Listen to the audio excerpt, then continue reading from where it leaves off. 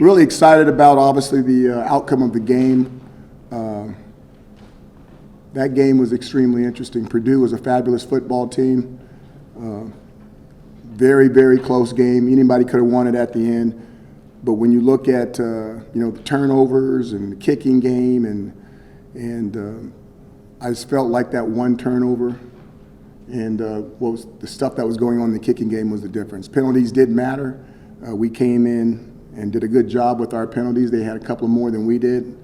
And because of that, I think kind of slighted us to the favor that we came out victorious with the game. We have a very serious opponent this week. Coach Elliott's in his first season with the University of Virginia. We know what that team did last year.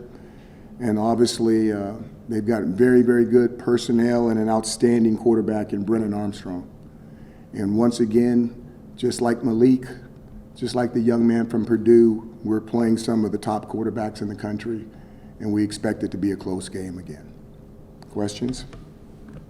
I have a couple of personnel questions to start us off. Isaiah Jones came off near the end of the game, holding his arm again. What's his status? Did he re-injure that camp injury, or what's going on there?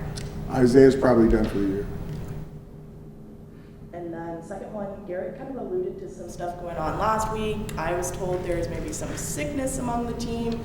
You willing to elaborate at all on what happened last week with that? All personal. All personal? Mm-hmm. So Sean Tucker's longest run this year is 13 yards. I don't know if the better question is how or why, but what do you kind of chalk that up to? I'm not quite sure. It's something that we definitely is putting underneath a microscope because we feel like it needs to change. But defenses are coming out to stop him. He's doing other things as well. But still, those numbers need to be better than what they are. Do you think he got dinged up week one? Is that a variable involved in your mind? I would say based off of a running back with the amount of work that he does during the year and has done in the past, that he's physically healthy. Thanks. Coach, you mentioned after the game that halftime was very NFL-like in your adjustments. Now that you've seen the film a few times, what was your overview of how this team overcame some adversity once that game got crazy in the fourth quarter? Again, I just thought the team really, when you think about what went on, it was like a 12-round heavyweight fight in the fourth quarter. But you would never even get the fourth quarter if you didn't have the outstanding defense that both sides were playing.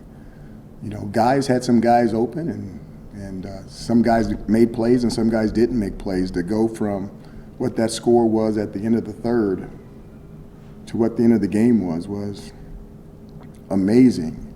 Not only from the fantastic defense that both sides was playing, but both offenses not giving up and trying to run the other one down. As someone said to me earlier today, they just loved the game, and I'm sitting there going, I might have passed away 3 or 4 times in the middle of that game. So thankfully I'm still standing here, and the man upstairs is because of that, because it was not a fun game to coach, but I'm glad you guys enjoyed it. How much do you chalk that up to just so much experience on this team, a lot of close games last year? Did it kind of pay off, I guess? When you say the experience, I just think about the happenings. You are what's happened to you in your life. That's your experiences. And based off the close games last year and then being in one this year and realizing how much more it takes to win one of those and how if you're not giving 100% effort, that you could end up on the bottom side of it. I thought the effort was there on both teams. But obviously the time didn't run out on us. Dino, I guess just going off of that, you lost a lot of close games last year. This year, the season's still early, but you won a really close game. What has changed? Is it just the experience, or? The thing I'm going to bring up is this. We've won more close games over my career than we have lost last year. To me, last year was an outlier, okay, something that was not normal. And what we want to do is we want to be on the plus side, not the negative side of those things. The analytics says the numbers should balance out. We don't want the analytics to work. We want to win more than our share when it comes to the close games. Steve and Kate? Dino, you talked about the penalties a little bit, that Purdue had a few more penalties and had one extra turnover, and some of those little things turned into a big thing and helped with the outcome of the game. Do you use those things as you're watching the game back with the players and when you meet as teaching points moving forward? You know, specifically I'm talking about what happened after that go-ahead touchdown, you know, to allow you guys to get out to the 50-yard line with the kick return. And, you know, even though it didn't happen to you, do you use that as an example of what can happen? There is no doubt. I mean, one of the analogies, you guys all there, come up with the same analogies again. Give me, okay, Gail Sayers said this once, give me 18 inches of daylight, that's all I need. 18 inches, okay, fantastic running back. Where are we going with it? I'll take it straight back to you.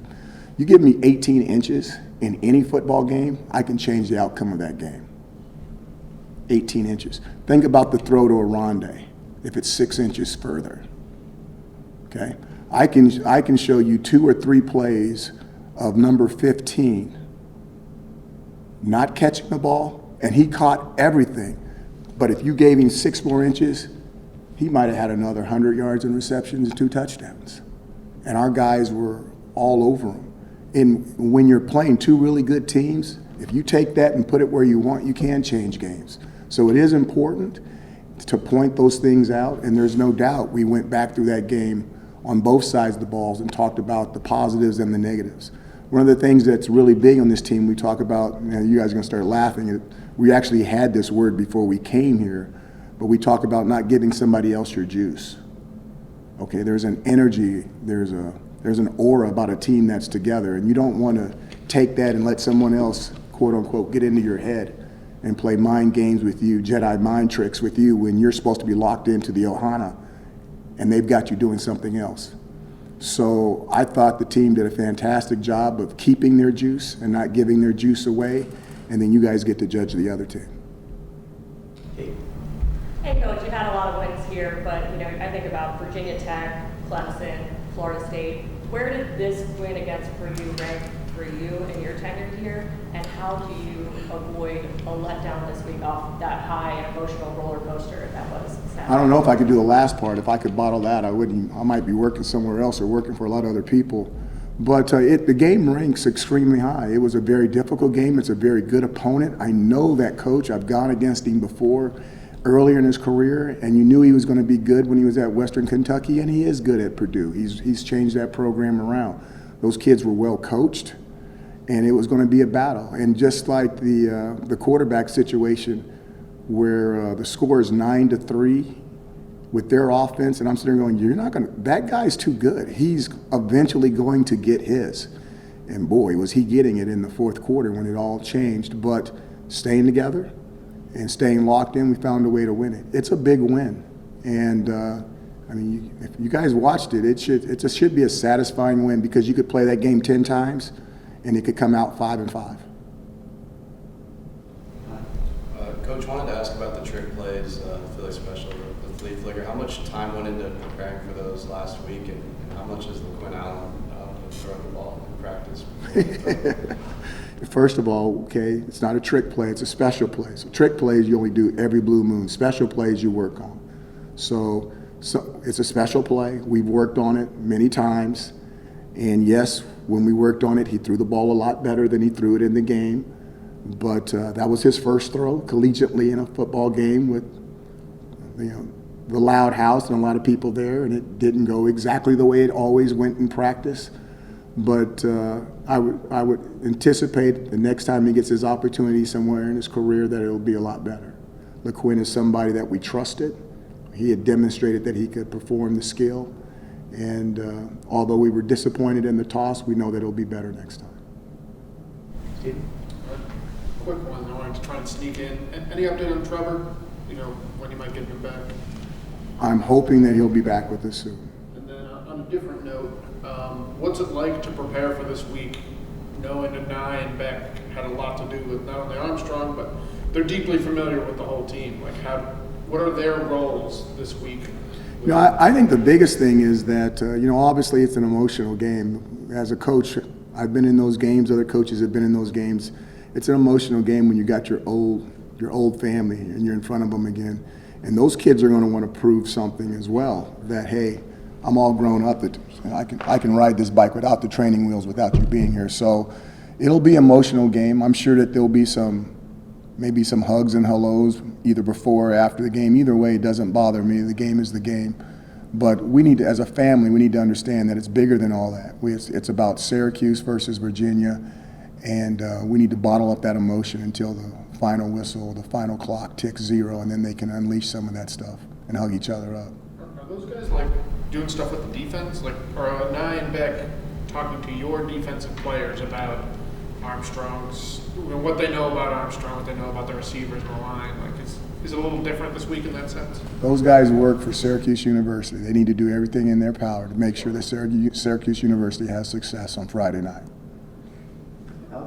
You know, you heard how loud it was inside the Dome Saturday. How big is it for you guys to have the fans backing you guys up? First of all, I thought the fans were really good on Saturday. Saturday at 12, I don't know if they just woke up or they didn't go to sleep, but I was more than satisfied with the noise that they pumped in. Now this Friday night at 7 o'clock, we need to bring it.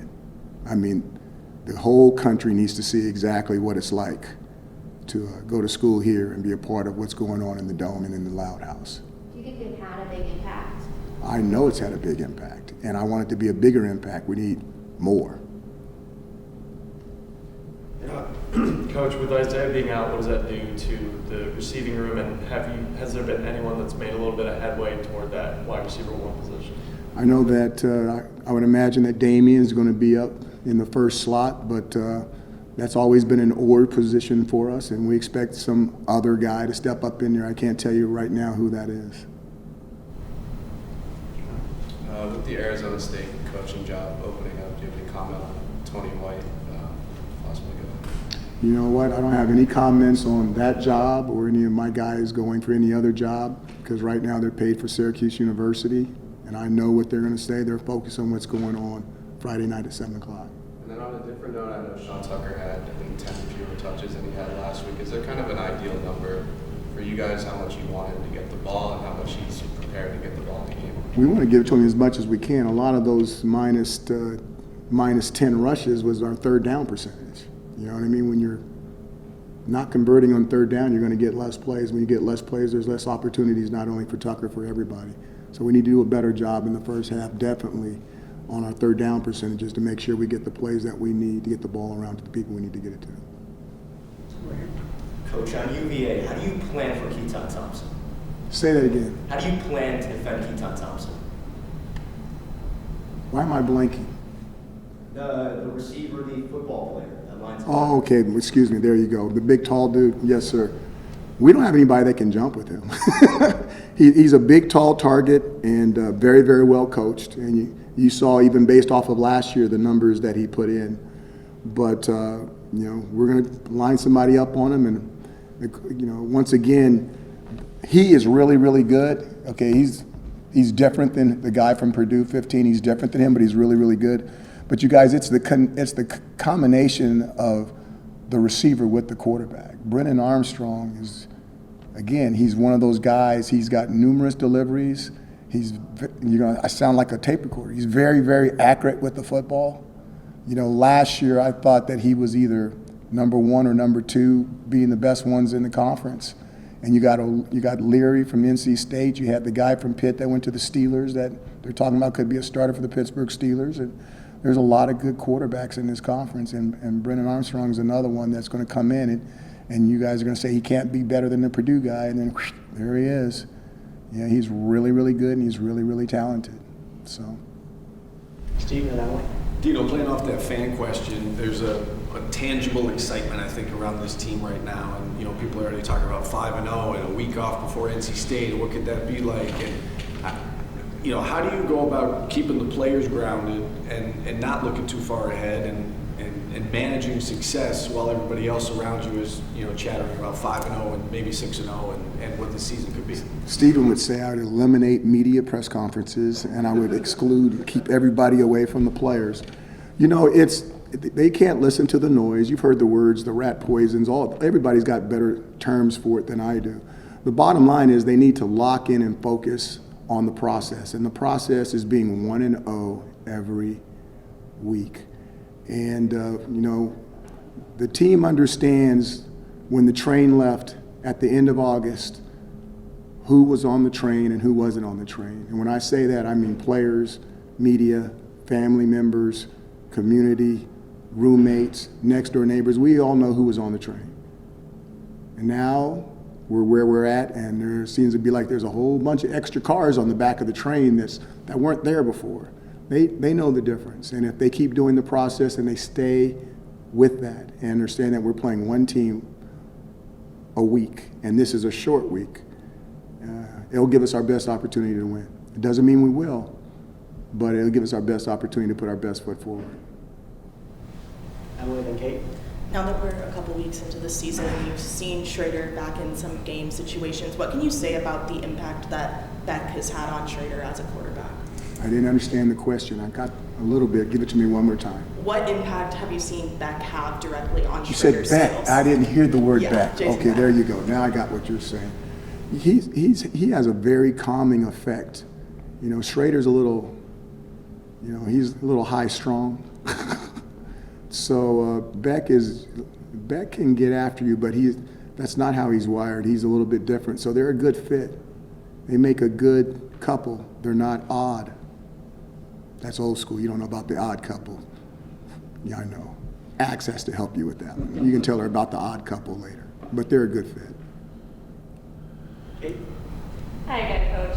Just kind of going off of Steve's question, with all the preseason standings and rankings, does it give you any type of satisfaction at this point to be receiving 7 votes in the AP Top 25 and to be getting all this hype, or is it just block that out? AP's Associated Press, huh? No. When the coaching poll, that matters a little bit because coaches look at it and they see it and they know it, and that's not to take away from the media. I'm not trying to slam you guys, but I saw some media stuff before the season started. Well-written articles with opinions. I just hope they all remember their opinions of their well-written articles. So we understand it's one game at a time with the process, one game a week, and hopefully we'll be 1-0 on Saturday morning. Yeah. I understand a lot of Purdue's production you chalk up to them having a really good quarterback and wide receiver. Is there something on your defensive side you try and learn from that experience as a whole? Is there like I guess an emphasis to try and get better from that? I think it was a fantastic test of perseverance, where, here you are, a really good something or other, and this guy's still getting the ball in there, and you got to keep playing. You can't get down on yourself. And, I think back, there was one play, I'm going to talk about the quarterback again and the receiver. There was one play where he threw a deep ball over the middle. It was really, really deep, and the guy caught the ball, and I think Garrett tackled him. Obviously, Garrett tackled him. But when he released the ball, the guy was about, 15 yards down the field. And the trajectory that he put on the ball took the ball about, 40, 50 yards down the field. But he threw the ball super, super, super, super high, which unusually high for that pass, just so that the receiver could get more separation from Garrett, and Garrett couldn't make a play. So now when the ball dropped, instead of the ball being here and Garrett could make a play on it, the ball dropped over here where Garrett couldn't make a play on it. And I'm sitting here going, he's got that throw too? I mean, it was like watching two really good tennis players paint the lines. You know what I mean? There was some stuff going on, you guys. If my hair's starting to stand up.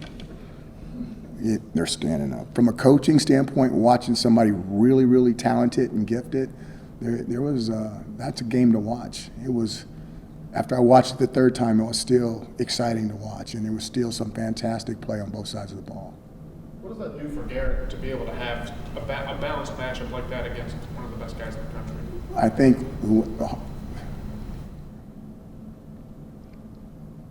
the hardest thing to do for a player that's really, really good is find challenges for him. Because when you get your really best, when you can get them to where they're in a challenge, and now they see how good someone else can be, which forces them, if they can't settle. They can't be the same to be even better. I think that's what we're going to get out of Garrett Williams. Garrett Williams is a master painter at his art, okay? He's a master painter, and I think we're going to get to see even more from him. And I don't think it's going to change. I think it's going to continue to grow as these quarterbacks keep coming in and these receivers keep coming in. I think he's going to morph into something else, turn into something else that's even better than what he is right now. Got time for two more, if anybody's got them? I guess, oh, sorry. Steve, I was just going to say, I mean, yeah. we talked obviously about the storylines with, Beckton and I going up against Virginia and knowing their offense. I guess what can you just say, your overall impressions of this Virginia team? They've had a couple close calls. They had a close call against Old Dominion, but they won the game. What stands out to you about the Cavaliers? The thing that stands out to me is that they're young, they're eager. It reminds me of our first year that I was here. And then we had this big, powerful Virginia Tech team coming in that everybody said there was no way that we could play with them. And then boom, all of a sudden, the era was started, quote unquote. And Tony Elliott is good. He's been on championship teams. He's a fabulous coach. Got to meet him. He's a fine young man. And I'm sure he's ready for one of those wins to happen. And they had the two nice wins, close wins that teach teams how to win. They had the performance that they didn't like a little bit out there in Champaign.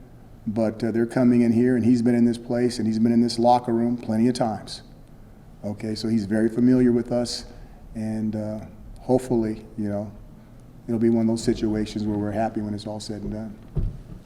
Last question. Coach, you talked about wanting a receiver to step up in that room. Do you think Aronde can be that guy? Well, I tell you what, he sure did put on an audition. You're talking about auditioning, okay? Somebody who wants the job. Wow, excuse me for the whistle. That might be the first I've ever done as a head coach in a press conference. I mean, what he did was impressive. So I don't know if he got the job, but he's definitely getting an interview.